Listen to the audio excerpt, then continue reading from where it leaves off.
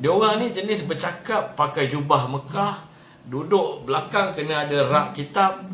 Memang dia pandai lah bercakap itu ini. Tapi kadang-kadang kalau anda dengar betul-betul, sebenarnya dia bermusing-musing hukum tu. Tiba-tiba demokrasi itu Islam, sebab di dalam demokrasi ada adil.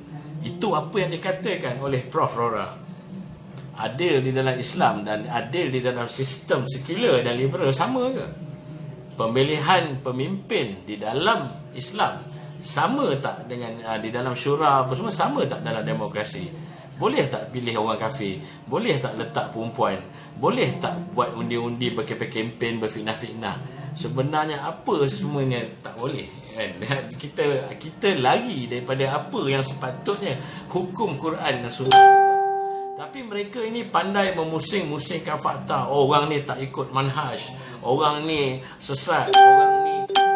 Disebabkan mereka ada gelaran dan mereka ada jawatan, jadi mereka nampak adalah seperti orang-orang yang mereka lah ulama', mereka lah mufti, sedangkan bukan Tuhan yang pilih, tetapi manusia yang pilih. Dan manusia yang pilih itu pula adalah penguasa. Apabila tukar menteri atau tukar penguasa, maka mufti dan pengarah-pengarah agama ini juga ditukar. Kerana apa? Kerana masing-masing ada geng dan kroni masing-masing. Mungkin menteri ini nak luluskan akta riba sebenarnya, pilih mana satu yang boleh layan kepala aku ni. Itu je konsep dia. Saya cakap straightforward. Tapi benda-benda ini adalah orang tak faham. Orang ingat macam bila disebut mufti dan ulama itu seolah-olah Tuhan yang pilih. Sedangkan mufti dan ulama itu memakai kalung Freemason bila dapat Datuk dan Tan Sri. Dan dia sendiri ada gelaran Datuk, Tan Sri apa semua, yang merupakan kasta dalam manusia yang sebenarnya diharamkan di dalam Islam, di mana kita hanya dinilai dari segi amalan kita, bukanlah kasta ataupun siapa kita, nama kita ada apa-apa ke. Kalau anda seorang mufti dan ulama yang faham agama, inilah benda yang anda patut ajar kepada menteri, kepada VVIP dan kepada orang kepada orang-orang yang memimpin, kerana anda adalah orang yang berdiri di pihak agama. Anda sepatutnya mengajar sistem itu ataupun penguasa itu. Ini dah di luar daripada ajaran agama kita. Itu adalah tanggungjawab sebagai seorang ulama dan tanggungjawab sebagai seorang menteri.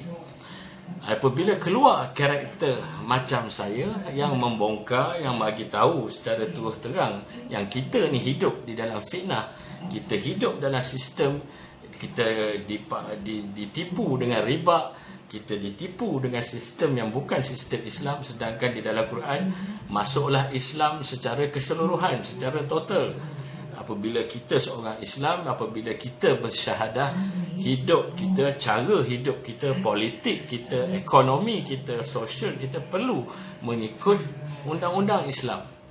Tetapi mereka inilah yang menukar-nukarkan Islam tu sebenarnya, demokrasi itu sebenarnya Islam, sebenarnya dia yang membahagi-bahagikan. Jadi masyarakat kita sebenarnya adalah satu masyarakat yang confused.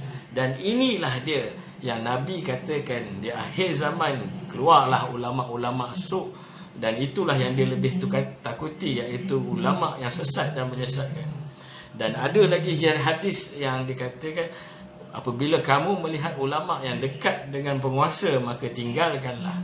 Dan ada lagi hadis yang mengatakan sejahat-jahat manusia adalah ulama yang jahat, yang sesat, menyesatkan.